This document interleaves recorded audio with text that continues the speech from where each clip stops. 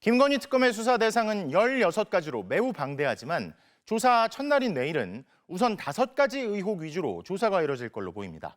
어떤 것들인지 구민지 기자가 보도합니다. 이번 출석 요구서에 적힌 사건은 크게 5가지입니다. 먼저 도이치모터스 주가 조작 의혹. 권오수 전 도이치모터스 회장 일당이 2009년부터 2012년까지 주가를 조작하는 과정에서 김건희 여사가 돈을 대는 전주 역할을 해 주가 조작을 공모하거나 방조했다는 혐의입니다. 이 사건에 대한 윤석열 전 대통령의 발언도 수사 대상에 포함됐습니다. 2021년 대선 경선 후보 시절 도이치모터스 투자와 관련해 손실이 났다고 말한 걸 허위라고 본 겁니다. 2010년에 제가 결혼하기 전에 이 양반이 골드만삭스 출신이라고 해서 한 4달 정도 맡겼는데 손실이 났고요.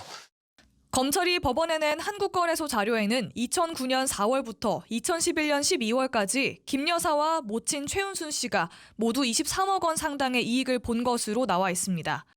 김 여사가 김영선 전 국민의힘 의원의 보궐선거 공천 등에 개입했다는 이른바 명태균 게이트도 조사 대상입니다.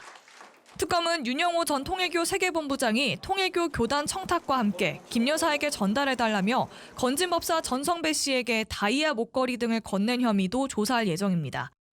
여기에 특검은 김 여사가 2022년 나토 순방 당시 착용한 장신구를 재산 신고하지 않았다는 의혹도 조사 대상에 추가했습니다. 최근 압수수색에서 문제의 목걸이로 추정되는 제품을 찾았기 때문입니다. 출석 요구서에는 공직자윤리법 위반 혐의를 적시했습니다. 논란이 불거질 당시 대통령실은 장신구 한 점은 소상공인에게 샀고 2점은 지인에게 빌렸다고 해명했는데 김 여사 측은 올해 3점 모두 모조품이라는 조금 다른 입장을 내놓아 논란이 됐습니다. 특검은 앞서 권오수 전 회장, 명태균 씨, 김영선 전 의원, 윤영호 전 본부장, 오빠 김진우 씨 등 5가지 사건 관련자들을 조사하며 김 여사를 조사할 준비를 어느 정도 마무리해놓은 상태입니다. 하지만 김건희 국정농단 특검법의 수사 대상은 모두 16가지. 서울 양평고속도로 노선 변경과 삼부토건 주가 조작 의혹, 코바나 컨텐츠 협찬, 대통령 집무실 이전 공사 문제 등 수사 대상이 아직 많이 남아 있습니다. 이에 따라 내일 이후에도 김 여사를 여러 차례 더 부를 수밖에 없다는 관측이 나옵니다. MBC 뉴스 구민지입니다.